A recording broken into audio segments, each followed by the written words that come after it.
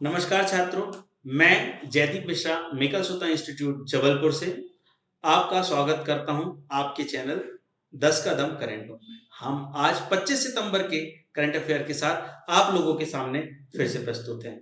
आशा करता हूं कि ये 10 का दम करंट बम के अंतर्गत दिए जाने वाले 10 समसामयिक घटनाएं और उनसे बताए जाने वाले महत्वपूर्ण संबंधित तथ्य आप लोगों के एग्जाम के लिए संजीवनी बूटी का काम करेंगे। तो चलिए प्रारंभ करते हैं हम अपने पहले प्रश्न को।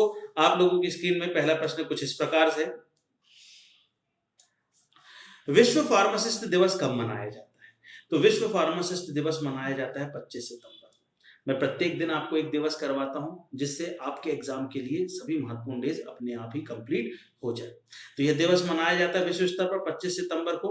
यह दिन स्वास्थ्य सुधार में फार्मासिस्ट की भूमिका के बारे में जागरूकता उत्पन्न करने के लिए मनाया जाता है, क्योंकि हमारे को अगर फार्मासिस्ट नहीं होंगे तो हम कहाँ से जाकर मेडिसिन लेंगे, किससे हम कंसल्ट करेंगे।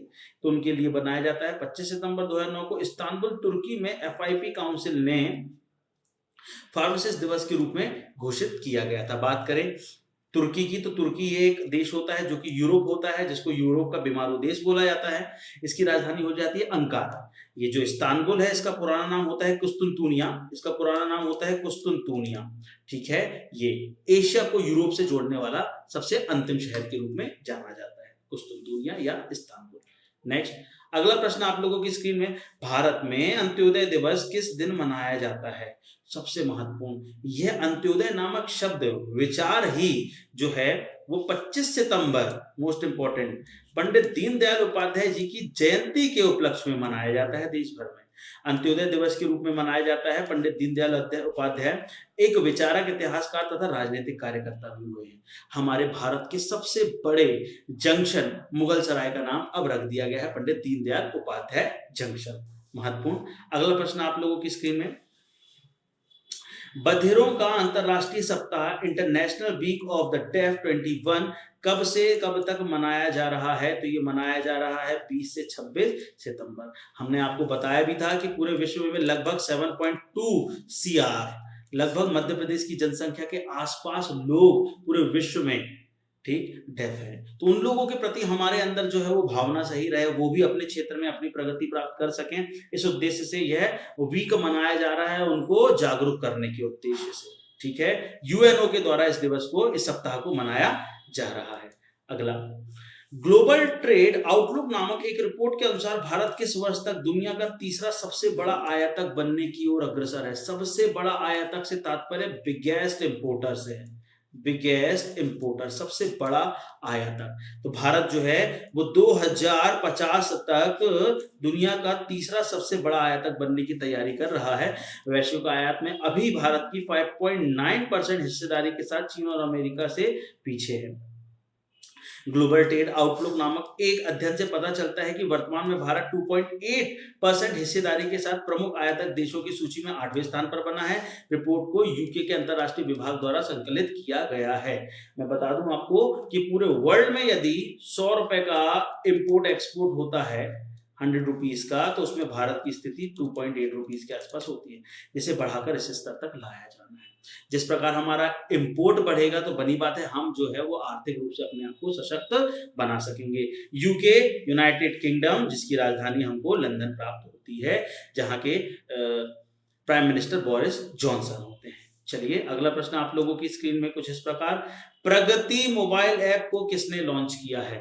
तो प्रगति मोबाइल ऐप लॉन्च किया गया है भारतीय जीवन बीमा निगम द्वारा, जिसको LIC भी कहा जाता है, जिसकी स्थापना 1 सितंबर 1956 को हुई थी। 1956 को इसकी स्थापना हुई थी, 1 सितंबर को मनाया जाता है।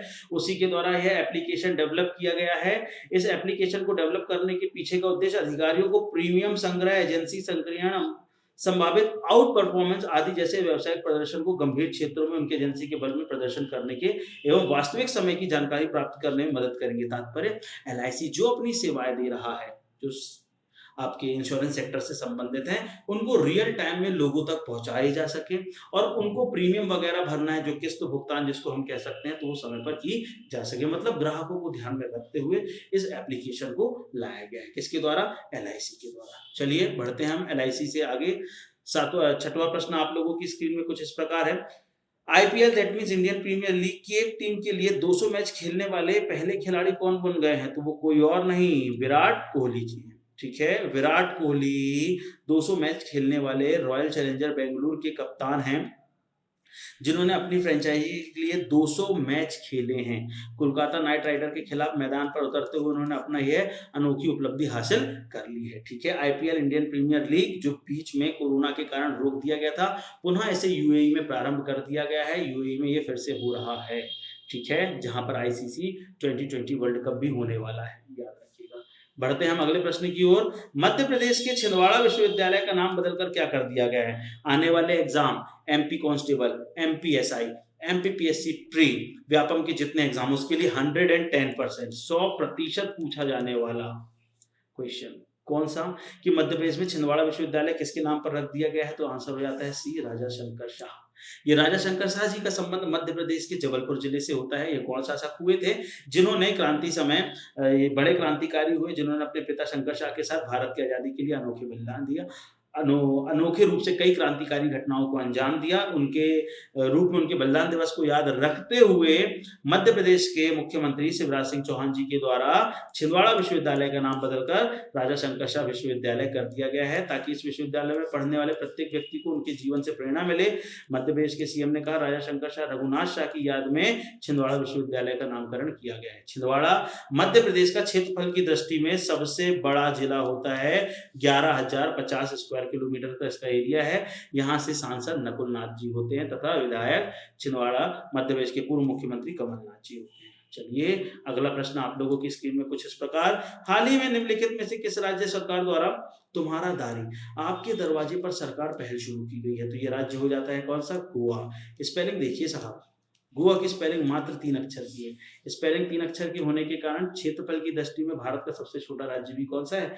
गोवा। इसके द्वारा प्रारंभ की गई है यह योजना। गोवा के मुख्यमंत्री प्रमोद सावंत के नेतृत्व वाली भारतीय जनता पार्टी सरकार द्वारा तुम्हारे दरवाजे सरकार शुरू की गई है एक पहल का उद्देश्य सेवाओं सुविधाओं को नागरिकों के दरवाजे तक ले जाना, यह सुनिश्चित करना कि गोवा का प्रत्येक निवासी सरकार द्वारा शुरू की गई विभिन्न आधिकारिक योजनाओं और पहलों को पूर्ण रूप से लाभ उठा सकेगा। इस उद्देश्य से इस योजना को प्रारंभ किया गया। गोवा जिसकी राजधानी हो जाती है पणजी। ठीक है, next last but not the least question आप लोगों के सामने, मतलब ये 9 क्वेश्चन। वैश्विक नवाचार सूचकांक 2021 में भारत किस स्थान पर है? वैश्विक नवाचार 46वां, 46 most important global innovation index GII। Bharat इसमें 2021 में 132 अर्थव्यवस्थाओं के नवाचार पारिस्थितिकी तंत्र के प्रदर्शन को दर्शाता है और नवीनतम वैश्विक नवाचार प्रवृत्तियों को ट्रैक करता है। विश्व बौद्धिक संपदा that means WIPO world intellectual property organisation, जिसका मुख्यालय कहां पर स्थित है? जेनेवा में, स्विट्जरलैंड में। उसके द्वारा यह ग्लोबल इनोवेशन इंडेक्स जारी किया गया है, जिसमें भारत का स्थान कौन सा है? 46वां। ठीक है, और इस रो स्कोर कौन सा है? 36वां। भारत इसमें 46वें स्थान पर है, जिसने 2 पायदान की बढ़त करी है। गत वर्ष भारत का रैंक कौन सा था? 48। ठीक है, गत वर्ष भारत का रैंक कौन सा था? 48। इस वर्ष कौन सा है? 46। 110% पूछे जाने वाले क्वेश्चन में से एक। Last but not the least question, जो मैंने अभी बोल दिया गया था क्योंकि इंपॉर्टेंट था वो, इसलिए उस पर ज्यादा किया। ये एक सामान्य सा क्वेश्चन है। The three Khans and the emergence of the new India नामक पुस्तक किसके द्वारा लिखी गई है? तो इस पुस्तक को लिखने वाले होते हैं कावेरी बमजई।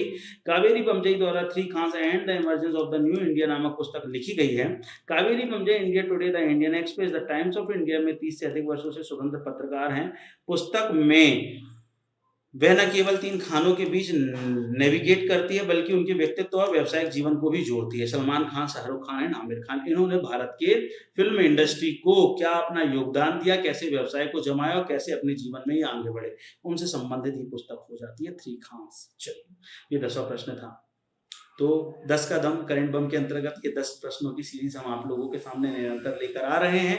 आशा करता हूँ ये आपको पसंद जरूर आ रही होगी। बस थोड़े से सहयोग के साथ उन लोगों तक इसको जरूर पहुंचाइएगा जो लोग कम समय में ज्यादा से ज्यादा जानकारियों को अपने स्तर पर प्राप्त कर अपने सामान्य ज्ञान को आगे बढ़ाना चाह रहे हैं। आपको आपके एग्जाम के लिए बहुत सारी शुभकामनाएं, साथ ही साथ best of luck for your preparation. आप ईमानदार रहिए, अपनी प्रिपरेशन के साथ सफलता आपको जरूर मिलेगी। धन्यवाद।